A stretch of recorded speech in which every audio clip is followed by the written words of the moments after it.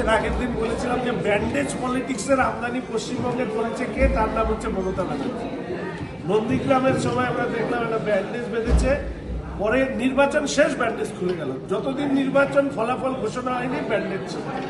এইবার আপনাদের কাছে আমার আগ্রহ থাকবে, এই যে যতগুলো মার্শাল ব্যান্ডেজ বেঁধেছে, ব্যান্ডেজ কেন বাঁধে আমি বুঝতে পারলাম না।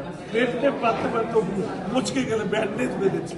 তো এই ব্যান্ডেজ আপনারা তো প্রত্যেকদিন যাবেন বিধানসভায়, কদিন ওই ব্যান্ডেজগুলো থাকে সেইটা আগে আপনারা জানাবেন, তারপরে আপনাদের আমার নামে শুভেন্দুদের নামে যে গ্রেপ্তারের দেখি অভিযোগ দেয় ওইসব অভিযোগের উত্তরের প্রতি। দেখুন, বোমা গুলি বন্দুকের রাজ্য, এই রাজ্যে সমস্ত কিছু বিস্ফোরণ, আগুন লাগা থেকে শুরু করে রথযাত্রা সবকিছুর জন্য হাইকোর্টে যেতে হয়। আমি পশ্চিমবঙ্গের বাঙালির ধৈর্যকে আমি সম্মান করি, প্রণাম করি। সামনে এই সরকার থাকলে আপনাদের দুর্গাপূজার জন্য আপনাদের করার জন্য আপনাদেরকে এই কোর্টে যেতে হবে। তো বিস্ফোরণের ক্ষেত্রে এনআইএ চাইলে কোর্টে যাওয়া ছাড়া রাস্তা। দেখুন, ওখানকার পুলিশ সুপার যেভাবে বিভ্রান্ত করেছে, আমার তো মনে হয় ওনাকেই আগে গ্রেফতার করা যায়। বলেছে যে স্প্লিন্টারের আঘাতে মারা গিয়েছে। ওনার মা বলছে যে বাচ্চাটি একেবারে তার পুরো শরীর ছত্রভঙ্গ হয়ে গিয়েছিল, এরকম একটা স্টেটমেন্ট করছে। স্প্লিন্টারের আঘাতে এটা হতে পারে? মানে যদি কেউ লিড করে থাকে, মিসলিড করে থাকে, সেটা হচ্ছে ওখানকার পুলিশ সুপার। আর দ্বিতীয়ত হচ্ছে মুখ্যমন্ত্রীর ক্ষমতা লিপ্সা। আমি আবার বলছি, মুখ্যমন্ত্রীর ক্ষমতা লিপ্সা হরগোবিন্দ দাসের স্ত্রী বা চন্দন দাসের মা কিংবা তামান্নার মায়ের আর্তনাদকে কখনো ছুঁতে পারবে না। উনি শুধু একটাই জিনিস বোঝেন, ক্ষমতা ক্ষমতা ক্ষমতা।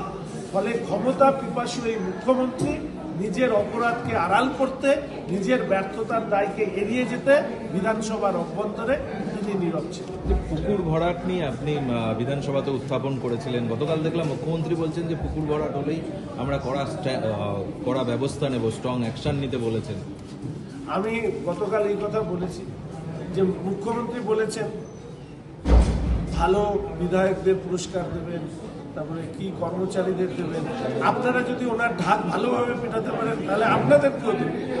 আমি বলেছিলাম যে এর সাথে আরেকটা পুরস্কার স্পিকারকে দিতে হবে, সেটা হচ্ছে আমাদের বিধানসভায় সবথেকে বেশি, সবথেকে সুন্দর মিথ্যা কথা কে বলে, সবথেকে বড় মিথ্যা কথা কে বলে, সেই পুরস্কার কে পাবেন আপনারা জানেন।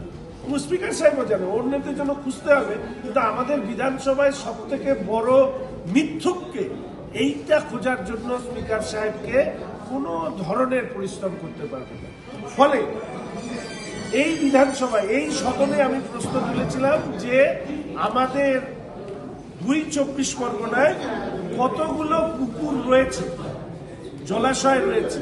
উত্তরে কি বলা হয়েছে, 2.5 হেক্টরের বেশি জলাশয়ের সংখ্যা ৭০০ ছিল ২০১০, আর ২০২৫-এ এসে একটারও সংখ্যা জানে না এই রাজ্যের সরকার। বলছে কেন্দ্রীয় সরকার মেপে টেপে, এই হচ্ছে রাজ্যের সরকার।